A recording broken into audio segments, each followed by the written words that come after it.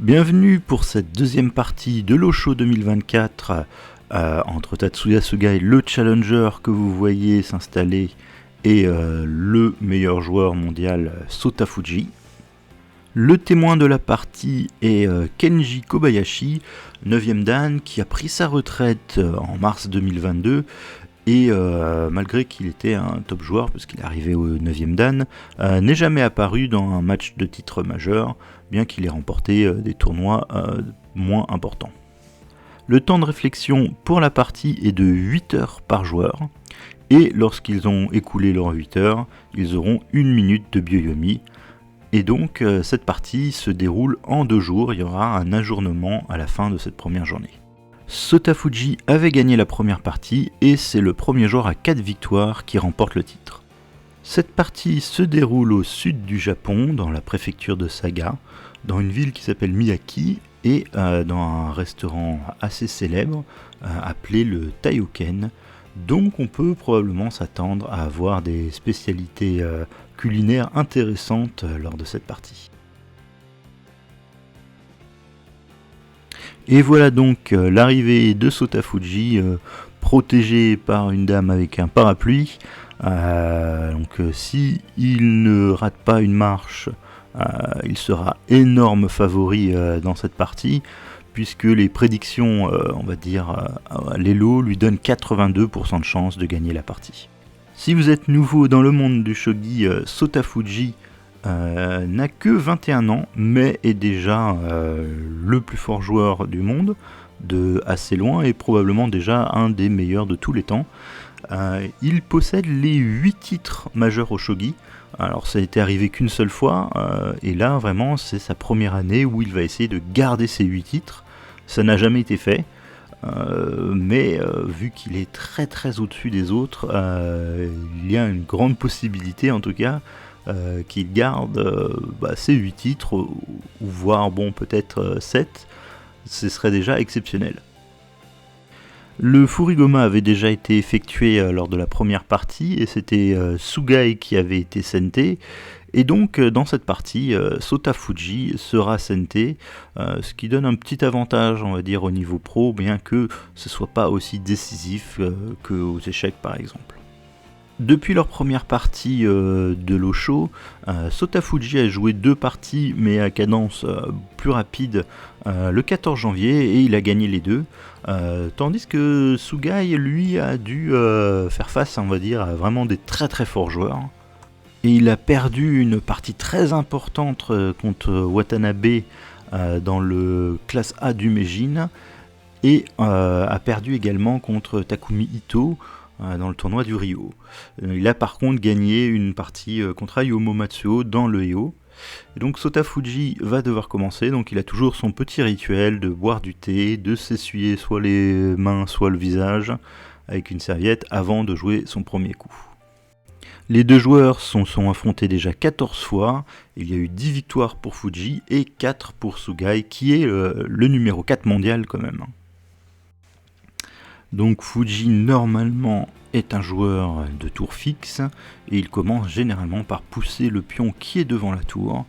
Donc on va attendre voir si c'est bien le cas cette fois-ci, ou s'il nous réserve une grande surprise.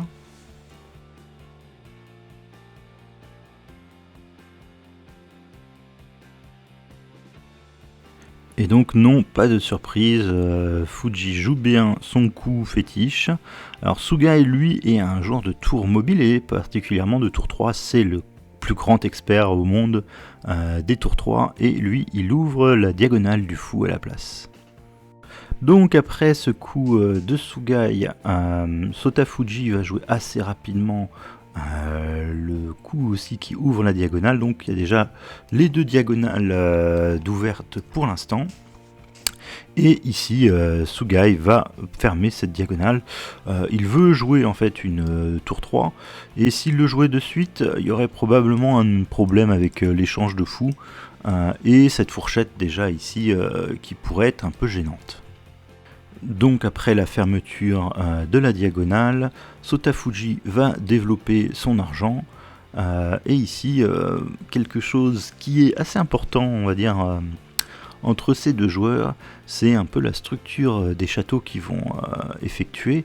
Alors ce coup-là pose quand même la question un petit peu de quelle structure de château on va jouer. Est-ce qu'on va jouer un Anaguma, on va dire classique, où on ne va pas pousser le pion? Alors pour l'instant, Fuji pousse toujours le pion, donc ça permet toujours de faire un Anaguma, mais pas le Anaguma classique. Et du coup, bon, le développement va être un petit peu différent. Donc ici, Sugai va effectivement jouer sa tour en 3, c'est le coup qu'il préfère. Ici, Fuji va pousser, donc là il menace de repousser une deuxième fois et au moins d'échanger son pion de la colonne de la tour, ce qui lui permettrait d'avoir une colonne ouverte, et accessoirement peut-être même là de promouvoir la tour. Donc ici, Sugai va donc défendre cette case. Alors certes ça coupe l'action de la tour qui est en 3, mais plus long terme, le fou va probablement reculer, garder quand même un œil sur cette case, et la tour qui sera en colonne 3 va pouvoir attaquer à nouveau sur cette colonne. Fuji qui commence par mettre son roi à l'abri, c'est imité par Sugai, Fuji qui joue le roi une deuxième fois, et ici Sugai décide de développer rapidement son général d'argent. Donc maintenant ils vont alterner un petit peu entre des coups qui permettent de la construction du château et donc de mettre le roi à l'abri, et des coups qui prennent l'espace. Alors c'est un équilibre qu'il faut avoir pour pas être trop en retard, on va dire, dans la course à l'espace quand ils sont à ce niveau-là, et pas non plus trop s'exposer et avoir un roi qui est bien moins protégé que l'adversaire. Donc c'est un vrai numéro d'équilibriste qu'ils ont, et ici donc Fuji répond par ce coup, par un coup qui également prend l'espace, le pion en 5-6. Maintenant Sugai met un peu son roi à l'abri, Fuji développe ce fou, alors c'est pour également pouvoir mettre le roi un peu plus à l'abri. Ici c'est imité par Sugai, donc qui joue un coup plutôt défensif, de construction de château. C'est continué du coup par Fuji, et ici donc on a un coup qui est très très naturel, qui développe une pièce, mais en tout cas qui commence également le château. Et ici donc maintenant Fuji joue un coup qui est un peu plus dans la prise d'espace, et donc c'est imité maintenant par Sugai. Et ici on a un coup très important, donc qui signifie que le château que Sota Fuji veut faire, c'est un Anaguma, donc un château très solide, qui va lui permettre en fait de sortir souvent mieux des complications où on va échanger des grosses pièces. Donc si Sugai veut l'imiter, il peut très très bien imiter Fuji, c'est ce qu'il avait fait d'ailleurs dans les dernières parties. Il avait toujours poussé également sa lance pour imiter et faire aussi un Anaguma. Mais ici, il va d'abord poser une question à Fuji. Alors, avec ce coup d'argent, il menace tout simplement de revenir encore en 6-5, et là maintenant ce pion ne pourrait pas être protégé. Alors on pourrait effectivement sauver le pion, mais ce serait très très désagréable que l'argent se retrouve ici, tant qu'on n'a pas réussi à vraiment faire un château complet. Parce que je donne par exemple une ligne possible. Si on continue de faire l'Anaguma et que par exemple on attaque ce pion et qu'on veut le sauver, là d'un coup l'argent peut venir attaquer, et le fou, bon, il a du mal un petit peu à trouver une bonne case. Alors déjà le problème c'est que déjà on va peut-être perdre ce pion, et donc si on essaye de partir quelque part d'autre, on peut toujours en plus avoir ce fou qui ferait échec, et donc ça peut se retourner super mal cette partie très très rapidement. Donc il faut vraiment faire attention lorsque vous construisez le château, de quand même faire attention à ce que l'adversaire fait. Et ici il va falloir effectivement empêcher le général d'argent d'arriver sur cette case. Et donc dans cette partie, Sota Fuji va protéger cette avancée en mettant son général d'argent. Alors c'est une petite surprise parce que les fois précédentes, par exemple dans cette partie où il avait joué contre Sugai l'année dernière. Alors la position n'est pas encore la même, bien sûr, on n'a pas encore eu ce coup de lance, mais à chaque fois, il avait toujours défendu cette attaque de l'argent avec la poussée de pion. Et du coup, cette fois-ci, c'est la première fois où il joue, en tout cas avec le général d'argent pour protéger et pas le pion. Et donc dans cette position, Sugai va pousser le pion en 6-4. Ça prépare peut-être le fait de faire un Omino par exemple. Et également, bon, c'est pas un mauvais coup, ça peut peut-être un jour menacer pion 6-5 et peut-être si on le combine avec par exemple le pion 4-5, on pourrait peut-être ouvrir la diagonale assez vite, ce qui pourrait être intéressant, donc c'est un coup plutôt intéressant. Ici, Sotafuji va en 9-9 et ici, première, on va dire un petit peu aussi, enfin deuxième petite surprise, et bien Sugai décide, contrairement aux autres fois où il a joué Fuji, de ne pas jouer un Anaguma contre l'Anaguma de Fuji, mais de jouer un Mino. Alors c'est quand même le château qu'il utilise dans ses parties le plus souvent, mais c'est la première fois que contre cet adversaire qu'il va faire Mino. Alors il a pris quand même une petite dizaine de minutes pour jouer ce coup.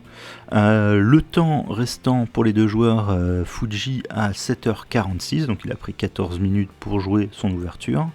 Et Sugai, lui, a utilisé 7h23, donc à peu près une bonne dizaine de minutes sur ce coup-là. Donc un peu plus d'une demi-heure pour bien positionner ses pièces pour l'ouverture. Et donc on passe à la partie que vous préférez tous, la partie gastronomie.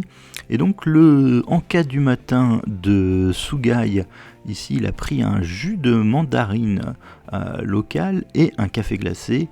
À noter les deux petits rois, un en chocolat et on dirait qu'il y en a un qui est au biscuit, qui est une petite touche super sympa du restaurant pour ce match. L'encas du matin de Fuji, c'est une mousse à la fraise. Alors, on voit qu'il y a le petit côté kawaii. C'est pas la première fois qu'il prend quelque chose comme ça, avec des smileys.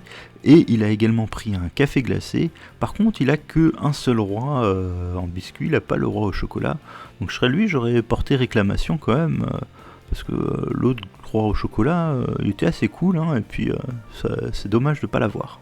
Donc après ce coup, Sotafuji va jouer l'argent en 8-8, donc commencer vraiment à renforcer son Anaguma. Alors il va devoir probablement mettre au moins un des deux généraux dans l'Anaguma, voire les deux peut-être si c'est possible. Par contre, ici, Sugai, lui, a un château qui va être plus léger de toute façon. Donc la seule manière qu'il aurait de obtenir un château plus fort, ce serait d'avoir les 4 généraux. Mais il continue la partie en poussant le pion en 3-5, donc ça veut dire que on va probablement reculer le fou sur une des deux cases. Alors probablement 5-1 est plus logique, ça donnerait plus d'options par la suite. Et l'objectif, ça va être également de pousser ce pion qui est soutenu par la tour. Et donc ici, Sotafuji joue pion 1-6. Alors s'il ne le joue pas, et que par exemple il décide juste de commencer à coller avec son château, on va peut-être pouvoir, alors peut-être pas pousser de suite, on va probablement bouger le fou d'abord. Et normalement, la manière normale, on va dire, d'arrêter ce pion, c'est de mettre la tour ici, mais peut-être qu'ici, le fou pourrait venir harceler la tour. Alors si tour maintenant attaque le fou, on va juste jouer ça. Et en fait on a mobilisé un peu cette tour contre ce fou. Et on a surtout abandonné la deuxième. Donc il y a un monde où effectivement Gauthier va pouvoir se recycler sur la deuxième et pousser le pion. Il n'y a pas grand chose qu'on va pouvoir faire pour parer ce plan. Et donc c'est assez un peu embêtant de se prendre ça. Alors bon, après il n'y a pas mort d'homme, même si on joue un coup très simple de laisser pousser et de reparachuter le pion, mais c'est quand même un pion en main, donc je pense que cette partie là serait relativement sympa pour Sugai. Donc dès ici, dès qu'il voit ce coup de pion, Sotafuji décide de pousser le pion en 1-6, ce qui empêchera de toute façon le fou d'aller en 1-5. Donc vu que pour l'instant ce coup-là n'est pas réellement une vraie menace, tant que la tour n'est pas libérée, on va pouvoir probablement défendre avec la tour en 2-6 pour en tout cas parer cette attaque de la tour 3. Sugai lui revient donc en 5-1, donc maintenant on menace réellement de pousser. Il va falloir trouver une nouvelle manière peut-être à un moment de recycler le fou, donc c'est pour ça qu'on l'a mis plutôt en 5-1 par rapport à 4-2 par exemple. Donc peut-être qu'on va pousser et remettre ce fou alors sur une des cases, peut-être 7-3, voire 8-4, c'est possible. Voir si vraiment on pense pouvoir ouvrir cette diagonale. On peut même estimer que c'est pas impossible de le mettre en 6-2. Donc plusieurs choix, donc c'est un coup qui est typique on va dire dans les tours 3. Et donc ici Sotafuji décide de maintenant défendre la case 3-6 avec sa tour, quelque chose de relativement classique. Et ici Sugai joue tour 3-4. Alors même chose, il défend cette case là et va permettre à ce fou maintenant de se libérer de sa tâche défensive qu'il avait sur la case 2-4 et probablement recycler ce fou donc sur une nouvelle diagonale. En tout cas ça va donner un nouveau plan maintenant pour Sugai. Maintenant que cette poussée de pion est parée, Sotafuji va continuer à faire son château. Et ici, Tatsuya Sugai décide de mettre son fou en 6-2. Donc c'est un fou qui, des fois, on l'a déjà vu aller en 7-1 ou même rester en 6-2 alors qu'il a une vocation un peu plus défensive. Et peut-être que effectivement, sur le long terme, on va dire, comme il peut peut-être influencer sur cette diagonale qui est pour l'instant complètement obstruée. Mais c'est une place où il n'est pas mauvais ce fou. Alors peut-être, l'autre solution aurait été de pousser 7-4 et d'essayer de le mettre en 7-3 et d'attaquer cette diagonale là. C'était une autre option.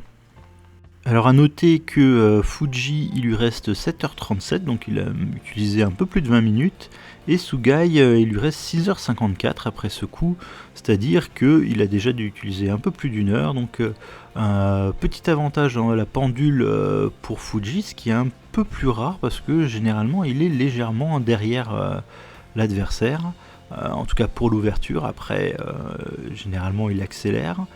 Et ici, donc Sotafuji qui continue de jouer assez vite des coups qui sont, on va dire, attendus. Il va coller maintenant son général d'or à la structure Anaguma. Et ici, petite surprise, Sugai descend son général d'argent et donc il va former ce qu'on appelle un minot argenté. Alors des fois l'argent même se retrouve là dans la variante on va dire la plus classique du minot argenté, mais ça veut dire que peut-être potentiellement on pourrait mobiliser ce général d'or ailleurs. Alors pour l'instant c'est pas forcément le cas. Et sinon on peut même garder cette structure avec 4 généraux et dire que potentiellement ça a 4 généraux et c'est plus costaud qu'un Anaguma avec que 3, pour l'instant que 2, mais l'or devrait arriver à se coller. Et donc si on arrive à échanger peut-être les grosses pièces ici et qu'on garde une structure à 4 généraux, on va être plus fort en défense. Donc coup très très intéressant de la part de Sugai. Sotafuji lui justement colle maintenant l'or et du coup il est dans cette fameuse structure minot couplée avec l'Anaguma. Ici il y a un développement de cavalier de Sugai donc qui est très typique d'une tour 3. C'est très intéressant, le cavalier couvre on va dire les cases qui sont faibles pour la tour et la tour elle couvre justement les cases devant le cavalier. Alors dans la structure traditionnelle Ishida il y a aussi ce pion là et le fou vient ici, ce n'est pas ce qui est joué ici mais bon c'est une manière de développer son cavalier qui est intéressante. Ici Sotafuji finit maintenant son Anaguma. Et un peu avant la pause déjeuner, Tatsuya Sugai va jouer maintenant pion 7-4.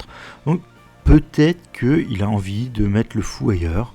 8-4, c'est possibilité. Ça permettrait peut-être, si on met le pion 8-4 et qu'on menace de pousser le général d'argent, même s'il prend, on va commencer à pouvoir rentrer avec le fou. Alors je montre ça par exemple. Donc pour illustrer, je vais passer le tour de Fuji 2 fois, par exemple en rejouant l'or ici, fou ici, et admettons or ici. Là on va pousser ce pion et libérer en tout cas cette case. Alors il faudra faire en plus attention à cet argent qui est enfermé, et juste avoir le fou promu ici, c'est assez fort. On va pouvoir peut-être récupérer le pion en 4-7, peut-être qu'on va pousser le pion, et en tout cas notre structure a l'air plus facile à jouer côté Goté. Et donc ici bon, il y a un plan long terme qui semble se dessiner.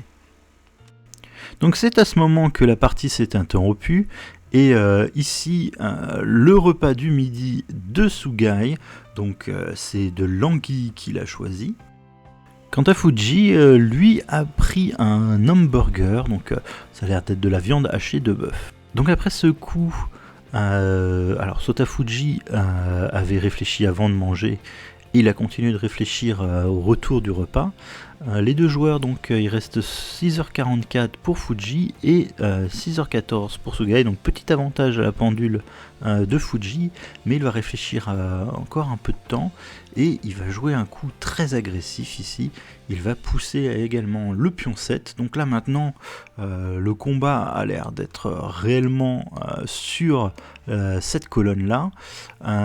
Ici Sugai va mettre le pion en 8-4, donc même idée, on va commencer à attaquer cette diagonale, et puis surtout en fait ces deux cases là qui sont libres et qui permettent de faire promotion avec le fou. Et donc dans cette position, Sota Fuji va prendre le pion 7-4 avec son pion, et ici donc on pourrait peut-être réussir la promotion du fou, mais ça va probablement pas bien se passer. Par exemple, si on suit notre plan pion pousse, on va pouvoir prendre ici avec l'argent, et là on réussit la promotion du fou. Alors admettons en 4-8, ça paraît logique, mais ici il y a un petit souci, c'est le fait qu'on n'ait pas de pion en main, c'est assez embêtant, et il y a surtout une grosse diagonale sur notre roi, et donc il y a ce coup fou échec qui est très très embêtant. Bon, bien sûr on ne va pas reculer ici parce que sinon on aurait tout simplement une perte de lance, et si on joue ça maintenant, ce coup là va commencer à être assez agressif. Et en tout cas, on peut commencer déjà à avoir une attaque sur notre roi, ce qui est assez embêtant quand même. Admettons après pion prend. On aurait très très envie là de parachuter le pion ici, mais le problème c'est que le fou promu prend, et là maintenant la défense serait très forte. Donc pour se prévenir de ça, on va tout simplement, à mon avis, couper l'action défensive du fou, et là maintenant cette menace est quand même assez embêtante. Parce que les pièces sont pas très très bien synchronisées. Alors si on passe notre tour et que on se prend ce coup de pion, deux choses. Alors soit on prendrait avec le cavalier, et au minimum on aurait Tokin ici, très embêtant, voire on pourrait peut-être même demander plus et puis pas acheter le pion devant le cavalier, puis faire Tokin, ce serait peut-être encore plus fort. Et bien sûr si on prend avec le roi, il y a toujours cette lance là qui est en prise, donc ça commencerait à pas trop aller. Alors il faudrait trouver un coup vraiment fort ici pour défendre ce drop de pion, peut-être renforcer cette case, mais bon, même ce genre de coup, bien ce serait tout simplement Tamakin. Donc vraiment compliqué de bien défendre ça. Donc c'est probablement pour ça que ici Sugai n'a pas poussé ce pion. Alors il aurait peut-être pu prendre d'abord ce pion en 7-4, mais il a choisi plutôt de jouer le cavalier en 4-5. Et donc petite pause pour la collation de l'après-midi des joueurs.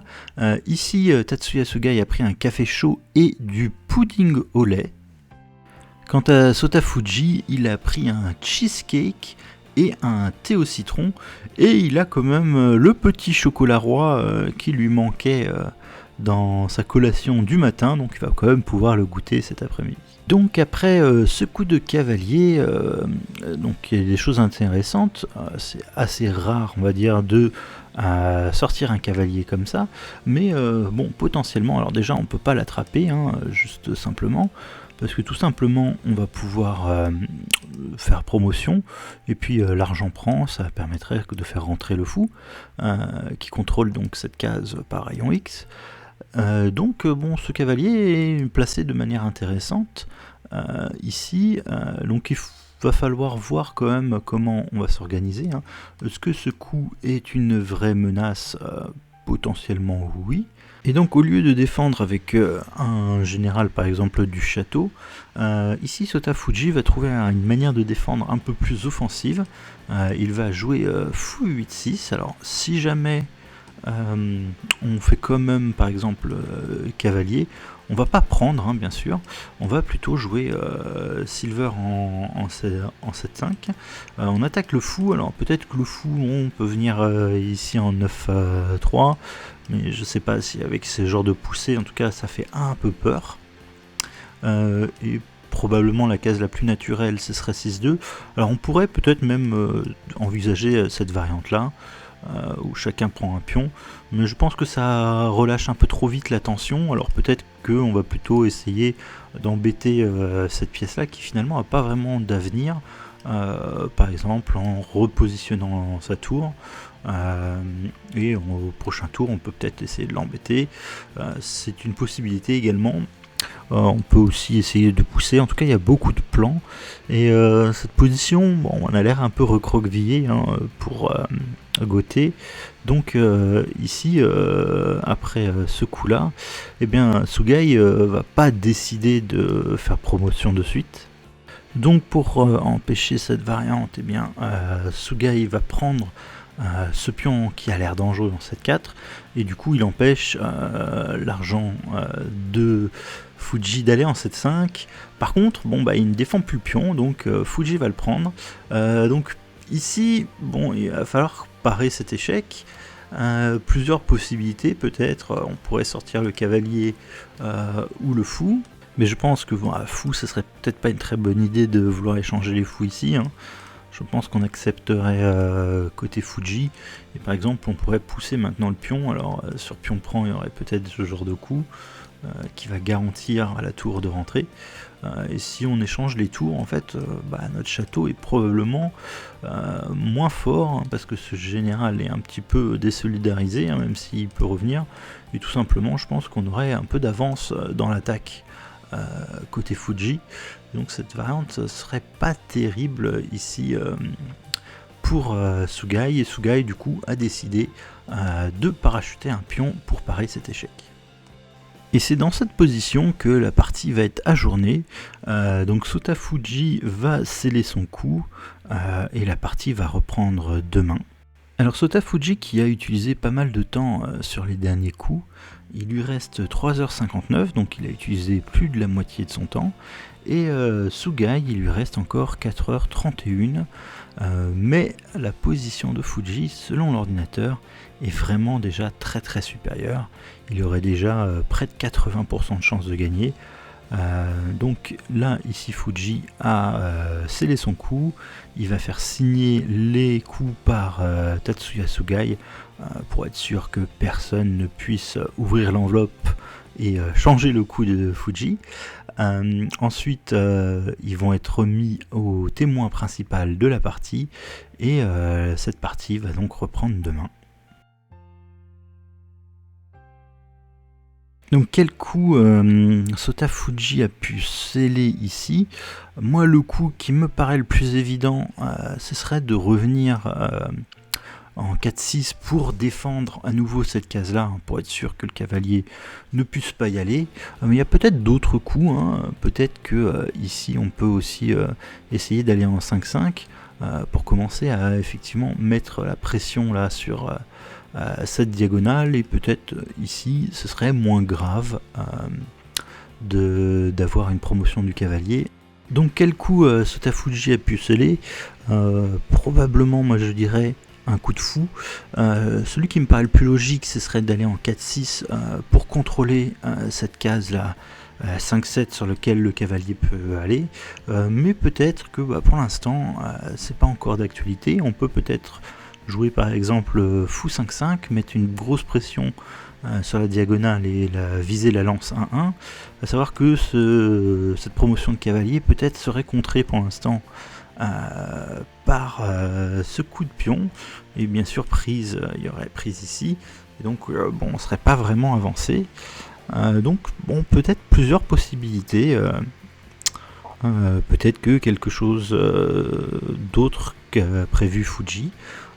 Je pense pas qu'on puisse tout simplement pousser le pion sur la tête du cavalier, parce que maintenant, promotion du cavalier, je pense que notre coup de pion là ici qu'on avait tout à l'heure serait pas très bon pour notre fou, malheureusement. Et après argent recule, et le fou va être probablement enfermé, alors soit avec pion ici, et peut-être encore plus fort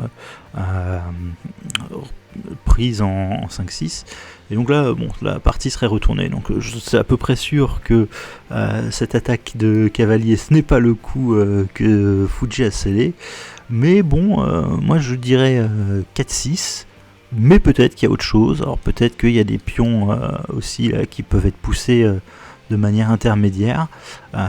Ça va être intéressant de voir comment la partie va se continuer demain.